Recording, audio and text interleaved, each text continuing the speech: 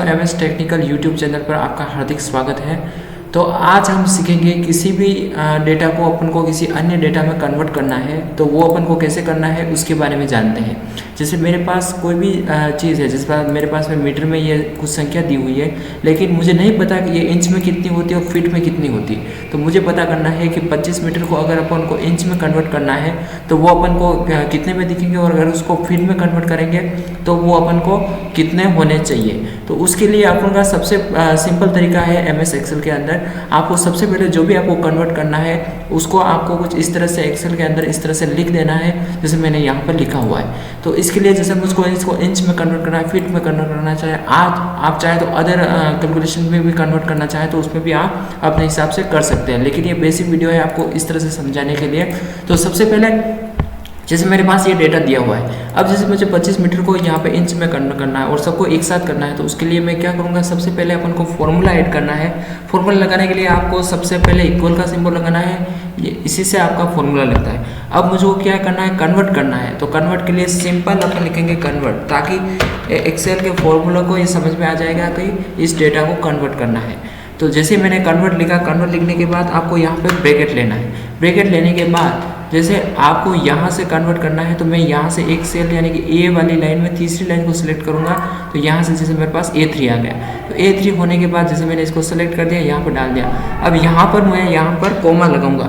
Coma लगाने के बाद फिर आपको किसको कन्वर्ट करना है किस में, तो यहाँ पर जैसे मेरे पास मीटर में दिया हुआ है तो यहाँ से मैं मीटर वाले पर डबल क्लिक करूँगा तो यहाँ पर मेरे पास मीटर आ गया। अब मीटर को मुझे जिसमें चेंज करना है तो वहाँ पर कोमा लगाने के बाद मुझे अगर इंच में करना है, यानी कि आपका डेटा जो है वो किस में है, तो सबसे पहले आपको मीटर में है तो यहाँ से आप मीटर में लीजिए। फिर आप जैसे यहाँ कोमा लगाओगे तो यहाँ पर वापस आपका जैसे आपने कन्वर्ट डाला है तो यहाँ पर वापस आपके पास ये लेआउट आ जाएगा, यानी कि इसमें से आपको किस पे कन्वर्ट करना है। मुझे यहाँ पे इंच में करना है तो यहाँ पे मैं इंच पे डबल बार क्लिक करूँगा तो ये मेरे इंच आ गया।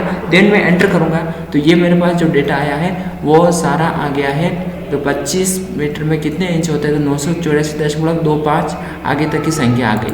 अब यहाँ से मैं इसको जैसे ही यहाँ से ड्रैग करता हूँ नीचे की ओर तो ये सारा जो डेटा है वो इस तरह से मेरे पास इंच में कन्वर्ट होके आ गया।